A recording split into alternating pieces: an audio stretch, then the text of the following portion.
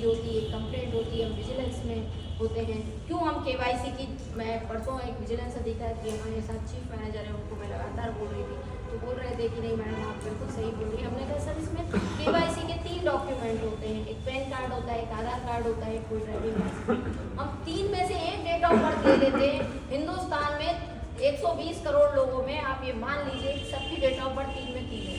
युवा पीढ़ी एक लेट 80s 90s के बाद के लोगों को छोड़ दें तो पुराने में ज़्यादातर में यही प्रॉब्लम है। मैं उनसे ये बोल रही थी कि सर ये आप लोग भी जब विजिलेंस की मीटिंग में बैठे तो डीए को ये बोलिए कि ये एलिगेशन कम से कम ना लें। अगर मुझे पैन कार्ड में उसकी फ़ोटो पसंद आई तो मैंने पैन कार्ड की डेट ऑफ बर्थ ले ली, अगर सामने वाले को आधार की फ़ोटो पसंद आती उसने आधार की ले ली।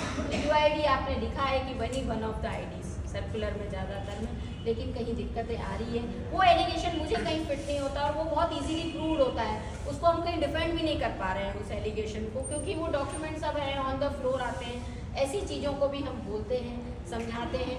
चार्जशीट एक ही टेन्योर में 3-3 होती है, तो मैंने खुद पर्सनली एक डिफेंड की है। मैंने लिखा था DA को और उन्होंने माना कि नहीं एक टेन्योर में एक होना चाहिए, पर्टिकुलर एक असाइनमेंट के लिए। उसकी चार्जशीट मर्ज हुई, फाइनली उनको पेनल्टी भी कम हुई।